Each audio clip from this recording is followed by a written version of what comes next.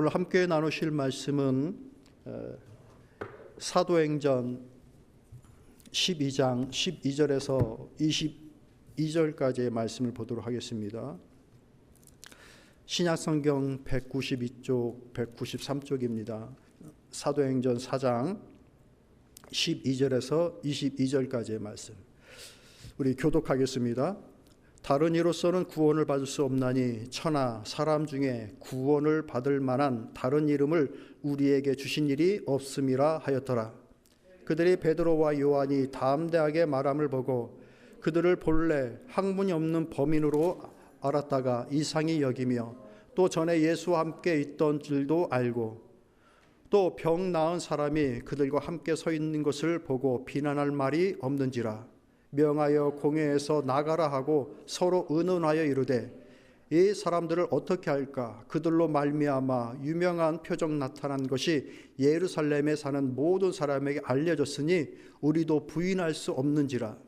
이것이 만민에 더 퍼지지 못하게 그들을 위협하여 이후에는 그 이름으로 아무에게도 말하지 말게 하자 하고 그들을 불러 견고하여 도무지 예수의 이름으로 말하지도 말고 가르치지도 말라 하니 베드로와 요한이 대답하여 이르되 하나님 앞에서 너희의 말을 듣는 것이 하나님의 말씀을 듣는 것보다 옳은가 판단하라.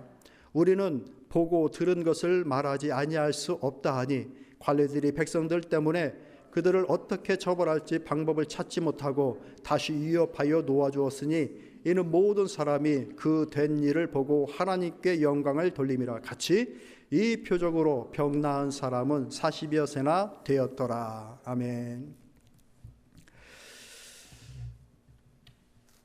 이제 사람들이 생각하기에 특별히 이 무리들, 대제사장 그들과 함께하는 사두개인들 또 바리새인들 이들은 생각하기를 예수님께서 십자가에 못 박혀 죽으셨기 때문에 더 이상 이 예수의 이름이 예루살렘에 이제 다시 거론될 일은 없을 것이다.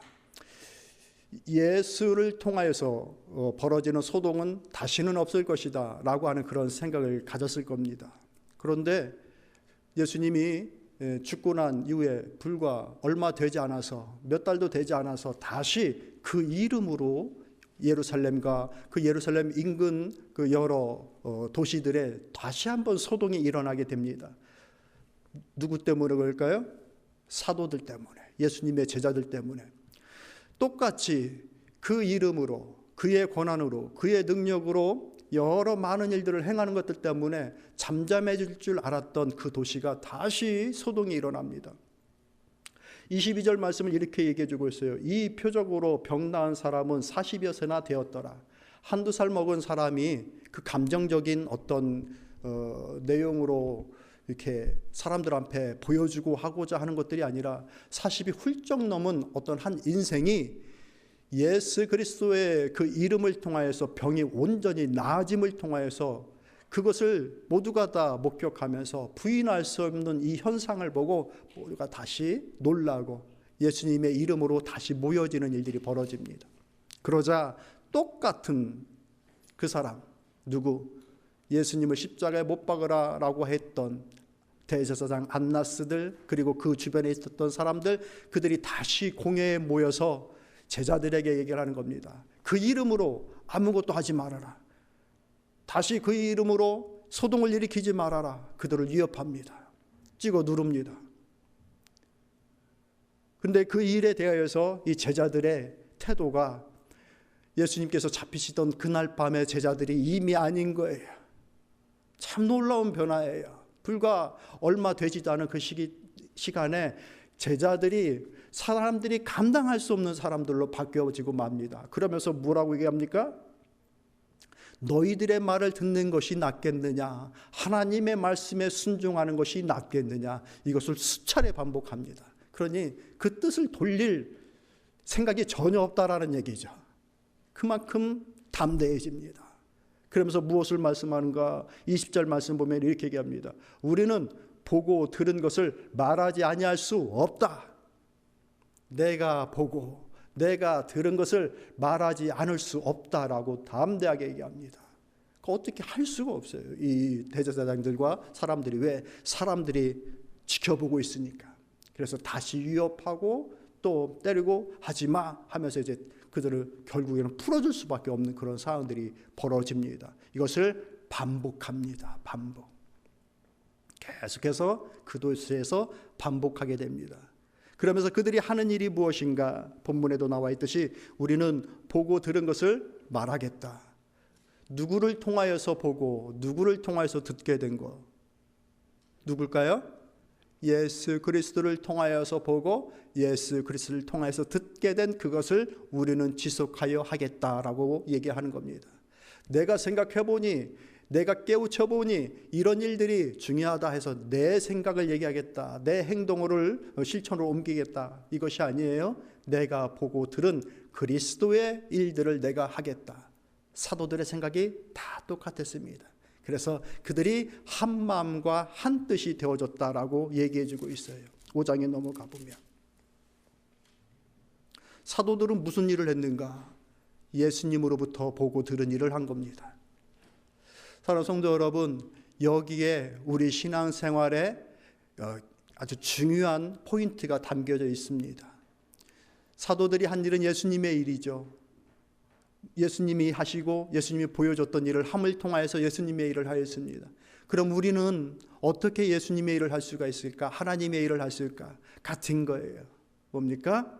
우리 주님이 하셨던 말씀, 우리 주님이 보여주셨던 일들, 그리고 그것을 이어받아 사도들이 보여주고 사도들이 했던 일들, 우리가 그 일들을 통하여서 우리 역시 하나님의 일을 할 수 있음을 믿으시길 바랍니다. 우리도 하나님의 일을 할 수 있어요. 어떻게 해야 하나님의 일을 할 수 있을까? 물이 갈라져라, 사나 없어져라, 그 놀라운 기적을 보여줘서 하나님의 일을 하는 것이 아니라 우리 주님이 하셨던 일을, 아무리 작은 거라 할지라도 주님이 하셨던 일을 그 마음으로, 그 신앙으로 하면 우리 역시 하나님의 일을 하는 사람이 되는 거예요. 사도의 길을 걷게 되어지는 것이고 우리 주님이 보여주셨던 그 길을 걷게 되는 거예요. 그런 믿음의 삶 살기를 진심으로 소망합니다. 우리 주님이 어떤 일을 하셨는가? 여러 많은 일들을 하셨지만 저는 특별히 마태복음에 있는 이 말씀을 통하여서 예수님께서 보여주셨던 그 단편적인 일을 하나를 통하여서 예수님께서 하시는 그 일들에 대하여 우리가 함께 나누기를 원합니다. 먼저 우리 주님은 어떤 일을 하시는가? 마태복음 본문도 함께 있나요? 마태복음 9장의 말씀 보면은 이렇게 얘기해 주고 있어요. 마태복음 9장 9절부터 보면 제가 읽어드릴게요. 예수께서 그곳을 떠나 지나가시다가 마태라는 사람이 세관에 앉아 있는 것을 보시고 이르시되 나를 따르라 하시니 일어나 따르니라. 예수께서 마태의 집에서 앉아 음식을 잡수실 때 많은 세리와 죄인들이 와서 예수와 그의 제자들과 함께 앉았더니 바리새인들이 보고 그의 제자들에게 이르되 어찌하여 너의 선생은 세리와 죄인들과 함께 잡수시느냐? 예수께서 들으시고 이르시되 건강한 자에게는 의사가 쓸데없고 병든 자에게라야 쓸데있느니라. 너희는 가서 내가 긍휼을 원하고 제사를 원하지 아니하도록 하신 뜻이 무엇인지 배우라. 나는 의인을 부르러 온 것이 아니요 죄인을 부르러 왔노라. 이렇게 말씀하십니다. 왜 주님께서 오셨는지에 대해서 명확하게 얘기해 주십니다. 나는 죄인을 부르러 왔다. 의인을 부르러 온 것이 아니라. 너희 선생은 왜 그들과 함께 먹느냐라고 하면서 질문하는 것에서 왜 내가 이곳에 왔는지를 얘기해 주시고 그 모습을 실제적으로 보여주시는 거예요. 뭘 보여주셨습니까? 불쌍한 심령들과 함께 하시는 그 주님을 보여주신 겁니다.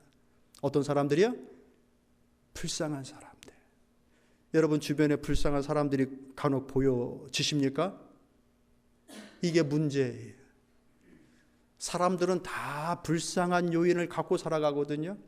불쌍하다라는 말을 긍휼히 여긴다라는 말로 우리가 이해할 수가 있는 거예요. 사람들은 각각의 심령 속에 참 긍휼히 여겨져야 되는 부분들을 다 가지고 있어요.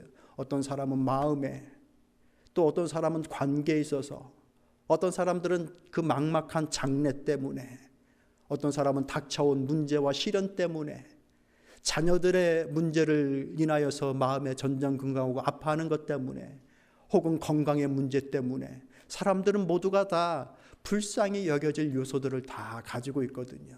그런데 나 사는 거 급해가지고 바빠가지고 힘겨워서 다른 이의 그 불쌍한 면모들을 보질 못하는 거예요. 근데 우리 주님은 어떠셨는가? 그 불쌍한 자들과 함께 하시는 거예요. 어떻게 하셨습니까? 본문 말씀 보면은 예수님께서 초기 그분의 사역을 시작할 때의 장면인 거예요. 제자들을 한 사람 한 사람 불러 모으는 겁니다. 그러다가 마태를 만난 거예요. 너 나를 따르라 하면서 마태를 부른 겁니다. 마태도 참 나이스한 사람인 거예요. 주님, 내가 주님으로 모십니다. 저희 집에 가서 식사하시죠 하고 주님을 그날 바로 자기의 집으로 초대해서 같이 식사를 한 거예요. 그때 우리 주님이 뭐라고 말씀하십니까? 너희 친구들도 다 오게 하고 이 자리에 함께 하고자 하는 모든 사람들을 다 모아 함께 식사하자, 같이 밥 먹자 라고 하신 거예요. 그랬더니 어떤 사람들이 모입니까? 마태의 동료들. 마태가 어떤 일을 했어요? 세금 걷는 일을 했던 사람이에요. 이 사람들에 대한 주변 사람들의 평이 어땠습니까? 안 좋았어요. 왜요? 가난하고 힘든데 거기에 와서 또 세금을 짜내니 반가울 리가 있습니까? 깎아줍니까? 아니요. 더블로 받아서 자기의 뒷돈을 챙깁니다. 그렇게 인식되어졌던 인물들이 세리들이었어요. 주님이 마태만 함께 하는 것이 아니라 너의 동료 다른 세리들도 다 같이 해서 함께 식사하자. 그 중에는 정말 나쁜 사람들도 있었을 것이고 그 직업이니까 했던 사람들도 있었을 거예요. 그런데 동료들의 눈초리가, 주변 사람들의 눈초리가 나이스하지 않아요. 친절하지 않아요. 우리를 마치 괴물 보듯이 봐요. 돈을 막 걷어가니까 마음에 상처가 있고 찾아가고 싶어도 어울려지질 못하는 소외된 삶을 살게 됩니다. 또 어떤 사람들이 옵니까? 죄인으로 일컬어지는, 저 사람은 죄인이야, 함께하면 안 돼 하는 사람들이 마태의 집에 다 오게 됩니다. 거기에는 남자도 포함되어져 있고 거기에는 여인들도 포함되어져 있습니다. 죄인들이야, 저 사람들의 삶은 다 함께하면 안 되는 사람들이야 하면서 다 멀리했던 사람들, 그런 사람들이 예수님께서 같이 식사하자라고 하면서 그들과 함께합니다. 다 불쌍한 영혼들이었던 거예요.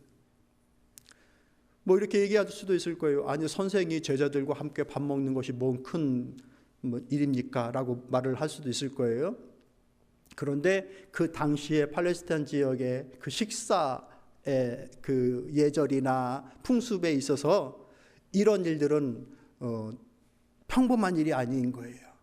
이런 죄인으로 일컬어지는 사람들을 초대하여서 밥을 먹는 일도 있을 수 없는 일들이고, 혹이라도 그런 자리에 내가 초대되었다라고 한다면 그 자리에 가기 싫은 거예요. 왜? 눈치 보여서.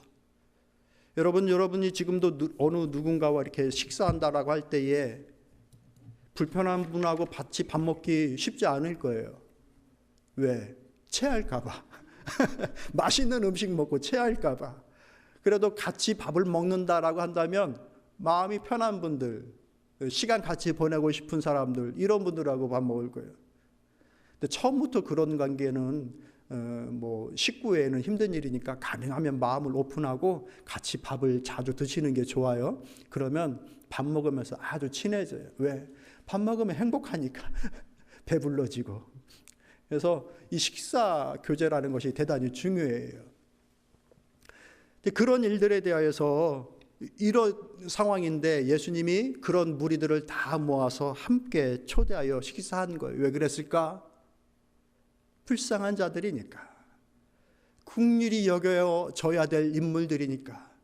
불쌍한 그들을 불쌍히 여기신 주님이었어요. 그 하나님의 은혜가 오늘 저와 여러분 가운데 함께 있으심을 믿으시길 바랍니다. 우리는 우리를 불쌍히 여기는 것에 대해서 좀 원치 않아요. 나를 불쌍히 보는 것을, 나를 동정하는 것을 원치 않아요. 늘 나를 당당하고 성공적인 인생을 살아가는 사람들로 인식하고 인정해 주기를 바라요. 그런데 주님 앞에서까지 그럴 필요는 없는 거예요. 하나님 앞에서까지 그럴 필요는 없는 거예요. 내 연약함, 내 부족함을 하나님께는 다 말할 수 있는 거예요. 그리고 그 하나님은 정말 우리의 그 불쌍한 현실을 불쌍하게 바라보셔요. 그리고 함께 해주셔요. 너 나와 함께 식사하자. 너와 함께 식사하는 것 때문에 내가 배탈 날 일이 전혀 없다. 너 나와 함께 식사하고 내 자리에 함께 하자라고 이렇게 초대하시는 거예요. 왜? 나를 불쌍히 여기시는 거예요, 진심으로. 그 일을 그대로 따라하는 사도들입니다. 사도들이 예수님이 보여주셨던 그 일을 하는 거예요. 4장 32절 말씀부터 보면은 그들이 보여준 특별한 행동이 나옵니다. 어떤 겁니까? 32절 보면 믿는 무리가 한 마음과 한 뜻이 되어, 한 마음과 한 뜻은 누구의 뜻과 누구의 마음이었을까요? 바로 주님의 마음이에요. 주님의 마음으로 한 뜻을 갖습니다. 그 이름으로, 그 마음으로 한 뜻이 되어집니다. 한 뜻 되어져 어떤 일을 합니까? 모든 물건을 서로 통용하고 자기 재물을 조금이라도 자기 것으로 하는 이가 하나도 없더라. 사도들이 큰 권능으로 주 예수의 벌을 증언하니 무리가 큰 은혜를 받더라.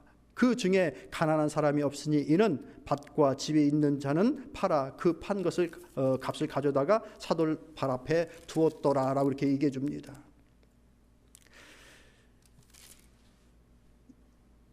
한 마음과 한 뜻이 되어져서 하는 일이 무엇인가? 그들이 마음을 열어 손을 내밀어 그들과 함께 자신의 것들을 교회에 하면서 가난한 자들을 함께 살피고 돌보는 일을 벌입니다. 어떤 마음이에요? 불쌍한 영혼들을 함께 챙기고 함께 해 나가는 일들을 실천으로 보여주기 시작하는 겁니다. 오늘날에도 이 일이 가능한가? 쉽지 않은 일이죠. 자기 걸 다 팔아다 교회에 내는 일이 어디 있어요. 근데 간혹가다 그런 분들도 있는데 그건 굉장히 좀 낯선 광경이에요. 예. 그때에 벌어졌던 초대교회에 벌어졌던 일들이죠. 예. 왜 그런 일들이 벌어졌는가? 주님의 마음 때문에. 불쌍한 사람들을 같이 살피고 행하여 나가는 것. 5장에서도 똑같이 그 얘기를 해주고 있어요. 16절 보면 5장 16절 말씀 보면 이렇게 얘기합니다. 예루살렘 부근에 수많은 사람들이 모여 병든 사람과 더러운 귀신의 괴로움 받는 사람을 데리고 와서 다 나음을 얻으니라. 예루살렘뿐만 아니라 주변에 있었던 마을에 있는 사람들까지 다 와서 그들의 괴로움, 그들의 병든 것, 그들의 아픈 것을 다 사도들 앞에 내놓기 시작합니다. 사도들이 행한 일이 뭡니까? 그들을 낫게 하고 그들의 괴로움을 고쳐줍니다. 주님의 모습이에요. 주님의 모습. 우리 또한 어떻게 하나님의 일을 행하며 나아갈 수가 있을까? 사도들이 보여줬던 이 주님의 길을 같이 행하여 나갈 수 있기를 소망합니다. 우리에게 필요한 것이 무엇인가? 성령의 깨닫게 하심과 성령께서 나를 인도하여 가신다라고 하는 그 믿음입니다. 나 혼자서는 할 수 없는 일들이죠. 5장 23절의 말씀 보면 이렇게 얘기합니다.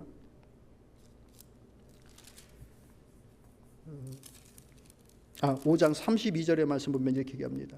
우리는 이 일의 증인이요 하나님이 자기에게 순종하는 사람들에게 주신 성령도 그러하니라 하더라. 우리는 예수님이 행하는 이 일의 증인의 삶을 살 것이다. 동시에 누구도 그와 같은 일에 증인의 일들을 하신다? 성령께서 그 일을 하신다. 그러니까 우리도 하고 성령도 하는 일이다. 어떤 일이? 주의 증인되는 일이. 성령으로는 할 수 있다라는 거예요. 우리가 하나님의 은혜를 간구하십시다. 무엇을? 성령이여 나를 인도하옵소서. 주의 일 하게 하옵소서. 내 일 하지 않고 예수님 일 하게 하옵소서. 사도들이 걸었던 그 일 하게 하옵소서. 성령께 간구하고 귀를 기울이고 그분 주시는 힘과 능력을 쫓아서 그 일을 행하여 나가는 우리 모두가 될 수 있기를 진심으로 소망합니다. 성령이 그 일이 가능하도록 재현되도록 도우시고 우리에게 힘주시는 거예요. 사도들이 그 일을 할 수 있었던 거 성령이에요. 성령. 왜 이들이 불과 몇 달 만에 이렇게 180도 바뀐 인생을 살아가는가? 그 중간에 뭐가 있었는가? 성령 외에는 없어요. 그들이 다 성령을 체험하고 예수님의 이 일을 감당했던 거예요. 이것을 간구하고 기도하여 이루어 나가는 우리 모두가 됩시다. 거기에 우리의 믿음의 길에 하나의 목표를 삼을 수 있기를 바랍니다. 불쌍한 사람들과 함께 하자. 그들과 아픔을 나누고 그들의 괴로움을 주의 이름으로, 주의 권능으로 낫게 하는 일들, 그 삶을 살아가자. 서두에 말씀을 드렸던 것처럼 우리 주변에는 다 불쌍한 요인을 다 가지고 있는 거예요. 심지어 여러분의 남편, 여러분의 아내, 자녀, 그들이 다 이 불쌍한 요인을 가지고 있습니다. 인정하시면 아멘 합시다. 남편 없으신 분이 아멘 하시면 돼요. 우리 모두는 다 우리 주변에 가까이 있는 분들에게 아멘.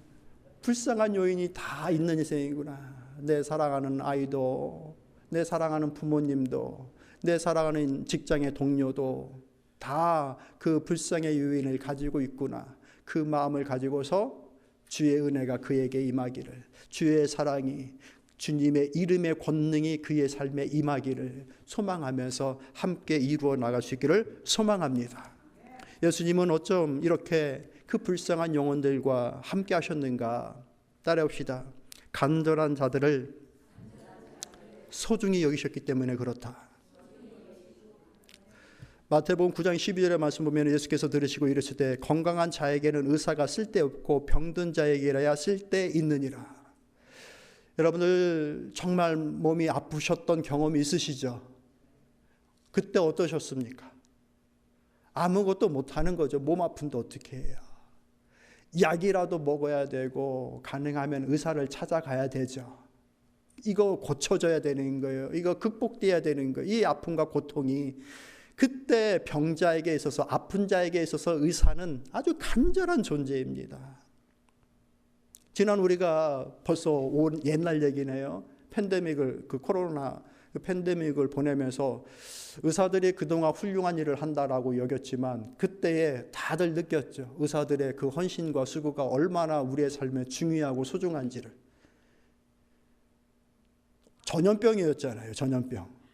그죠? 전염병이었는데 그 사람들이 마스크를 쓰고 자신들에게 온 사람들을 케어합니다. 닥터들도 간호사들도 도망가지도 못하고 그 마스크 자국이 얼굴에 움푹 패일 정도로 왔던 사람들을 케어했던 거, 그 모습을 보면서 감동받았습니다. 물론 그 중에는 뭐 우리 마음에 상처를 주는 의사들도 있을 수 있겠죠. 그렇지만 대부분의 그 진심의 마음으로 환자들을 돌보겠다라고 하는 그 정상적인 의사라고 한다면 그 병자에게 있어서 그 의사라는 존재는 정말로 간절한 존재인 거예요. 그 도움이 간절한 거예요. 그 간절히 원하고 도움을 원하는 자들을 주님은 소중히 여겼어요. 그 간절한 심령을 소중히 여겼어요. 우리가 경험으로 알듯이, 상식으로 알듯이 우리 인생의 소중한 것들은 어떻게 합니까? 멀리 둡니까? 아니요, 가까이 둡니다. 이게 가까이 두기에 좀 조심스러운 것들은 잊어먹을 수 없는 곳에 딱 보관해 놓습니다. 금고가 있다고 한다면 잊어먹을 수 있는 그 금고에 딱 집어넣습니다. 뭐를? 소중한 것을. 그리고 그 정도가 아니라고 한다면 늘 자신의 삶에, 주변에 늘 가까이 놓습니다. 그게 내게 지금 소중한 거예요. 우리도 역시. 그거 없으면 힘든 거예요. 생활하는 것 자체가. 그러니까 내 삶에 지금 가까이 있는 것들은 사실 다 소중한 것들이죠. 주님은 그렇게 간절한 자들을 가까이 하시고 소중히 여기셨어요. 그게 주님이 하신 일들이에요. 바리새인들은 그런 주님을 비난했던 거예요. 아까 말씀을 드렸던 죄인들과 함께 밥 먹는 것 때문에 왜 네 스승은, 너희의 스승은 저런 죄인들과 함께 식사하냐 비난했습니다.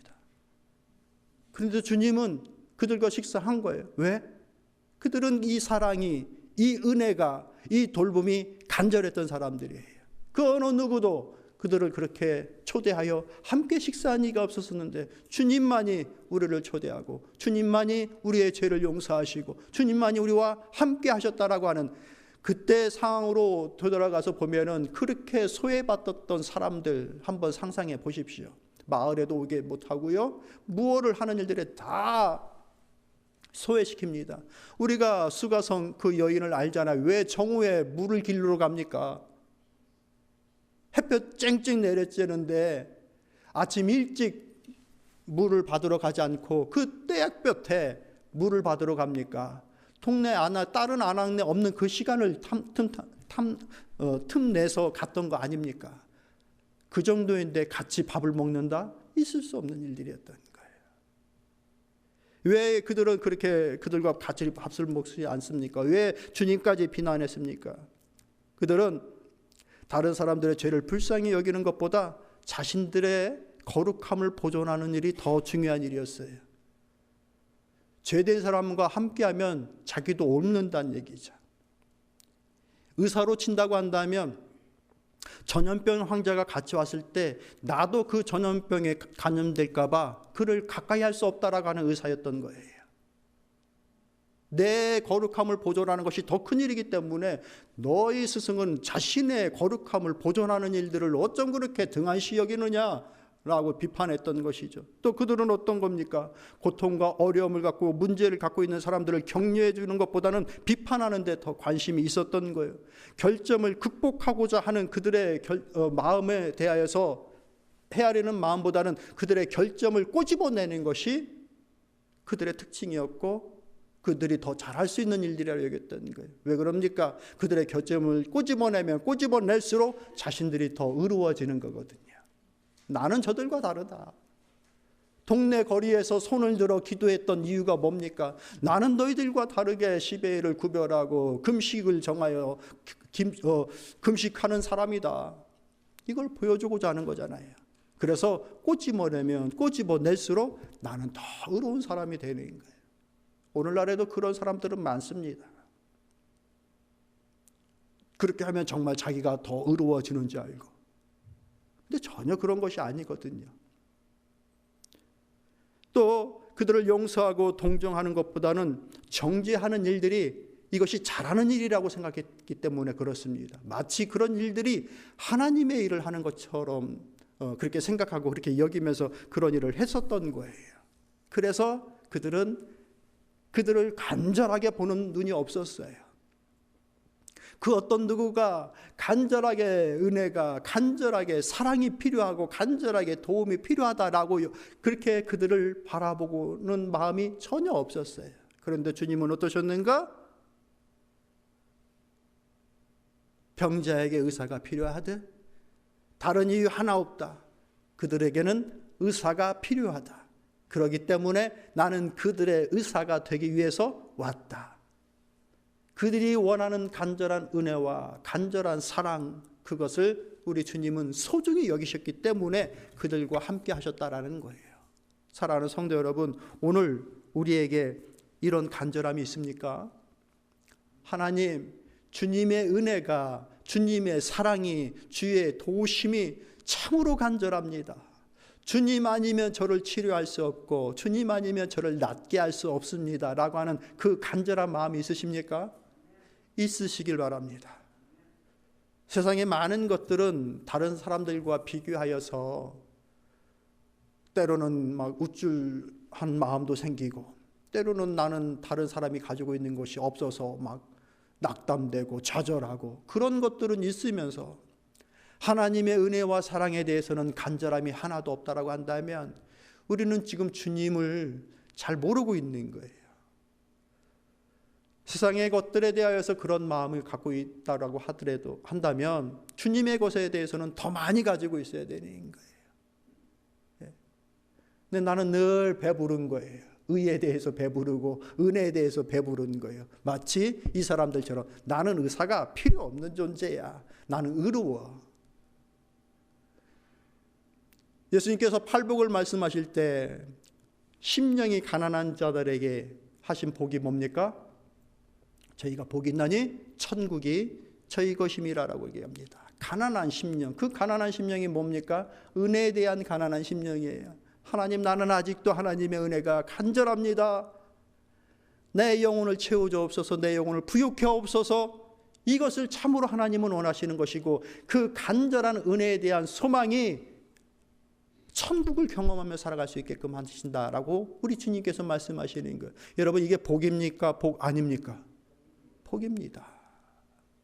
세상 사람들 몰라줘도 내가 천국 누리고 있다라고 한다면 그 사람 복 받은 거예요. 세상 사람들이 인정해주지 않아도 내가 하나님의 은혜를 알고 그 안에 살아가고 있다, 그래서 내가 행복하고 내 삶의 가치와 보람이 있다라고 여긴다고 한다면 그 사람 성공한 사람이에요. 세상의 기준으로는 성취가 미약하다라고 얘기할 수도 있겠죠. 이룬 것이 별로 없다라고도 얘기할 수도 있겠죠. 그렇다고 해서 그 사람의 삶이 실패한 삶이냐, 그렇게 말할 수 없는 거예요. 그 안에 하나님의 은혜가 있고 진실한 삶에 대한 자기의 그 발견이 있다고 한다면 그 사람은 성공적인 삶을 살아가고 있는 거예요. 그 은혜가 우리 모두에게 있기를 진심으로 소망합니다. 그 뜻을 그대로 이어받은 이들이 바로 이 제자들인 거예요. 사도행전 5장 41절 42절의 말씀 보면 이렇게 얘기해 줍니다. 사도들이 그 이름을 위하여, 그 이름을 힘입어 능력받는 일에 합당한 자로 여기심을 기뻐하면서 공의 앞을 떠나니라. 그들이 날마다 성전에 있든지 집에 있든지 예수는 그리스도라 가르치기와 전도하기를 그치지 아니하니라. 무엇을 위해? 그 이름을 위하여. 그 이름으로 그들이 보고 그들이 들은 일들을 집에 있던 성전에 있던 광장에 있던 언제든지 그 일을 행하였다라는 것입니다. 사도들이 행한 일이 바로 그와 같은 일들이다. 우리도 우리에게 주어진 시간들 그 일들을 하다가 하나님 만날 수 있기를 진심으로 소망합니다. 말씀을 정리하도록 하겠습니다. 우리는 복음서를 읽고 설교를 듣고 성경 말씀을 배우면서 예수님의 무엇을 보고 무엇을 듣는가? 아니, 보려고 하고 들으려고 하는가? 보고 듣는 일에 우리의 마음과 생각이 깨어있기를 같이 기도합시다. 그러면 우리 앞에 있었던 믿음의 선배들은 또 무엇을 보고 무엇을 듣고 무엇을 하면서 살았던가? 거기에 관심 가집시다. 그들은 끊임없이 주님의 이름에 대하여서 관심 갖고 그 이름의 영광과 그 이름을 힘입어 살아갔어요. 신약의 성도들만 그랬느냐? 아니요. 구약으로 넘어가면 여호와의 이름으로 살아갔던 수많은 믿음의 선배들이 있습니다. 다윗의 삶이 그랬습니다. 그분의 이름으로 힘입으십시오. 사랑하는 성도 여러분, 예수 그리스도의 이름으로 힘입으십시오. 나는 연약해도 주님의 이름 안에 권능과 능력이 있다. 그 이름을 힘입어 주님께서 하신 그 일을 행하여 나감을 통하여 주의 뜻을 이루어 나가는 사랑하는 성도 여러분들, 여러분의 가정들, 또 우리 사랑하는 자녀들, 청년들 다 되시기를 소망합니다. 기도하겠습니다.